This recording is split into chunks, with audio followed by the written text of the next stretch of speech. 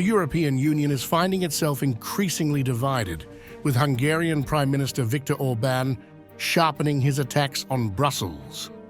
This time, it's over what he calls the EU's blind commitment to supporting Ukraine, even at the cost of its own pressing challenges. Orbán, who has often aligned himself with Russian President Vladimir Putin, hasn't minced his words. He's accused the EU of funneling billions into Ukraine while ignoring critical issues closer to home. Since 2022, the EU and the US have collectively poured €310 billion into military and financial aid for Kyiv. In an interview with Magyar Nemzet, Orbán didn't hold back.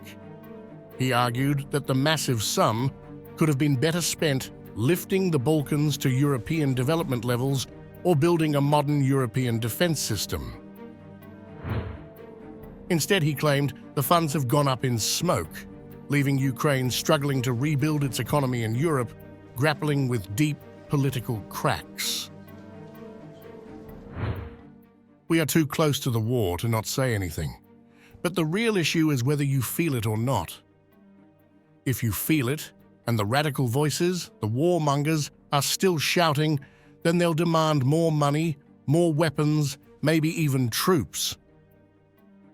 They believe spending €400 or €500 billion would have won the war. My answer is not whether we would win, but that this isn't our war. And that's the fault line dividing the European Union today. In another interview on Kossuth Radio, Orbán doubled down on the staggering amount spent on Ukraine.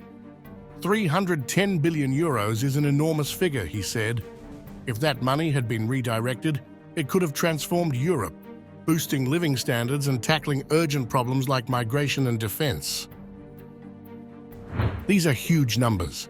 After the war, it will be worth calculating how much money we really gave, because we gave money, weapons, and equipment, so it's hard to calculate. But it's an enormous amount. So if this amount had been redirected, we could have brought the Western Balkan countries to European living standards and development within a year or two. This money could have solved that. Orbán also spoke about Ukraine's future in a conversation with former Austrian Chancellor Wolfgang Schüssel. He suggested Ukraine could act as a buffer zone between NATO and Russia, warning that without such an approach, Ukraine risks losing its sovereignty entirely. His proposal for a Christmas ceasefire aimed at sparking diplomacy aligns closely with Moscow's calls to end Western military aid. Orbán's stance is finding some resonance with Europeans who are increasingly frustrated by the economic and political fallout of the war. He pointed to recent turmoil in Germany and France, where votes of no confidence have rattled governments, as signs of deeper issues triggered by Europe's Ukraine strategy. For Brussels, Orbán's defiance poses a significant challenge.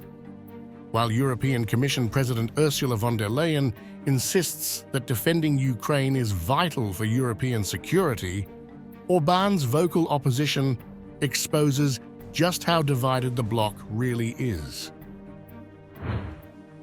As the war drags on, the cracks in Europe's unity are becoming harder to ignore. Leaders like Orbán are forcing the EU to ask tough questions.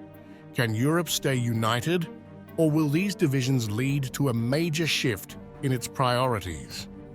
For now, Orbán's words are a sobering reminder of the growing tensions shaping Europe's path forward.